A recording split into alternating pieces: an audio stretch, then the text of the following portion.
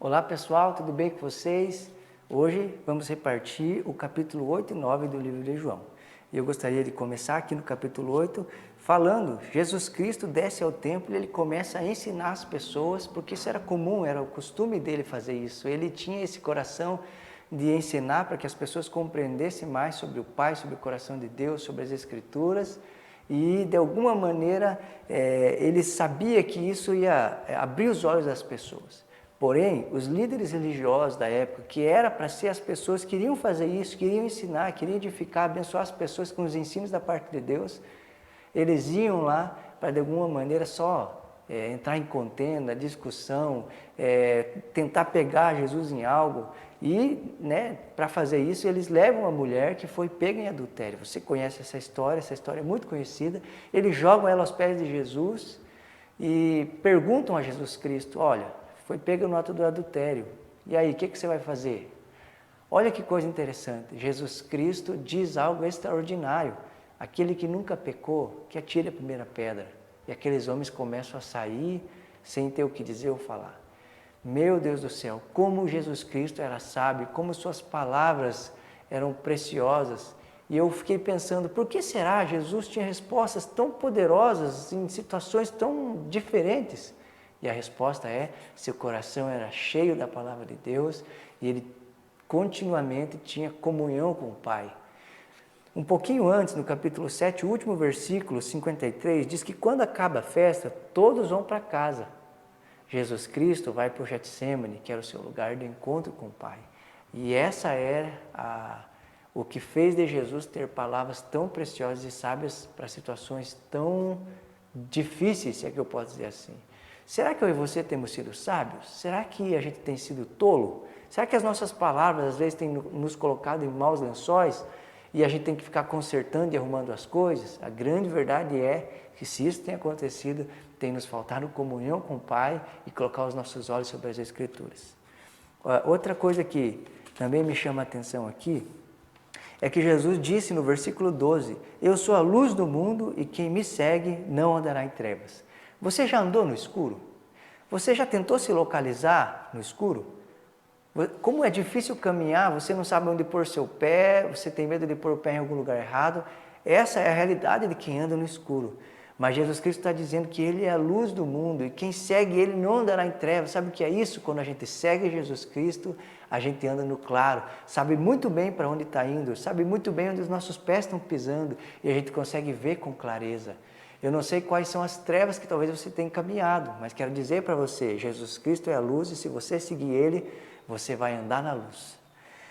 No versículo 24, ele diz assim, se vocês não creem que eu sou, vocês morrerão nos seus pecados. Jesus Cristo sempre agiu assim, graça e verdade. Ele derramou graça sobre essa mulher que foi pega em adultério e também agiu com verdade, dizendo a ela, olha, agora vai e não peques mais. E nesse momento, Jesus está agindo com graça com esses judeus religiosos e dizendo, se vocês não crerem em mim, vocês morrerão nos seus pecados. E essa é a grande verdade. Jesus Cristo veio nos salvar e todo aquele que crê tem vida eterna. Porém, aquele que não crê, diz a Bíblia, que já está condenado. Por isso, o segredo é crer em Jesus Cristo.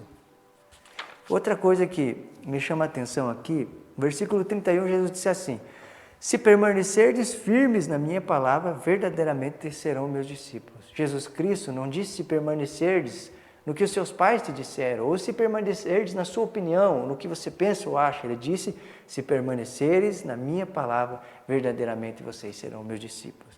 E ele continua dizendo, e conhecerão a verdade, e a verdade vos libertará. Quando você coloca os olhos nas Escrituras e você descobre a verdade, você é liberto, você é livre. Uma pessoa que antes achava que não tinha valor, de repente ela olha nas Escrituras e vê o quanto Deus a ama e chega a chamá-la de filho, agora ela sabe o valor que tem e essa mentira sobre ela é dissipada e ela tem a oportunidade de caminhar pela verdade. Versículo 33 diz assim, se o Filho vos libertar, vocês serão verdadeiramente livres. Não importa a vida que você está levando, não importa se você é escravo da bebida, do vício, da droga, de qualquer outra coisa. Se Jesus Cristo te libertar, você é livre. Nada mais te prende. E quando você tem um encontro com Jesus Cristo, é realmente isso que acontece. Quero só te dizer algo. É muito comum a gente achar que quando tem um encontro com Jesus, a gente lê isso nas Escrituras e acha que nunca mais vai pecar. Uma coisa é viver no pecado, outra coisa é pecar. Viver no pecado é viver naquilo sempre, constantemente, fazer as mesmas coisas sempre, ser afundado naquilo. Pecar tem mais a ver com um deslize, um tropeço. Mas a Bíblia diz, se Cristo vos libertar, vocês serão verdadeiramente livres. Nada mais vai te aprisionar, e agora o pecado, que antes era um estilo de vida, vai se tornar um tropeção, um deslize na sua vida. No capítulo 9, Jesus cura um cego de nascença. Ele não enxergava desde quando nasceu. E os seus discípulos perguntam, Jesus, quem pecou, ele ou seus pais? E Jesus diz algo extraordinário, não foi ele e nem seus pais. Isso aconteceu para que a glória de Deus seja manifestada na vida dele. Sabia que há coisas que você está passando ou vivendo, que não tem a ver com seus erros, mas tem a ver com que a glória de Deus seja manifestada em você, na sua vida, e para que tudo isso, Deus seja glorificado.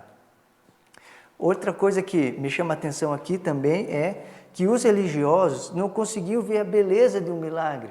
Eles ficavam tentando investigar, ver como aquilo aconteceu, tentando pegar Jesus em algo, tentando dizer que Jesus não era quem era. Os líderes religiosos, as pessoas que eram para estar vibrando com isso, se alegrando com o milagre de uma pessoa que antes não enxergava e agora vê, não conseguiam se alegrar porque estava tão envolvido, tão afundado na religiosidade que isso não os permitia. Que a gente jamais se torne alguém religioso, que expõe o pecado das pessoas, como eles fizeram da mulher em adultério, mas esconde os seus. Que a gente jamais seja pessoas religiosas, que não conseguem se alegrar com a alegria do próximo, mas que de alguma maneira sempre tem um olhar crítico sobre elas. Outra coisa preciosa é que contra fatos não há argumento. Esse homem foi curado e pronto. Ele não enxergava, agora ele enxerga. E quando ele andava, isso era a maior prova de que Jesus Cristo é Deus e não tinha como fazer ou o que dizer a respeito disso. A sua vida testemunhava que Jesus Cristo é Deus o Todo-Poderoso.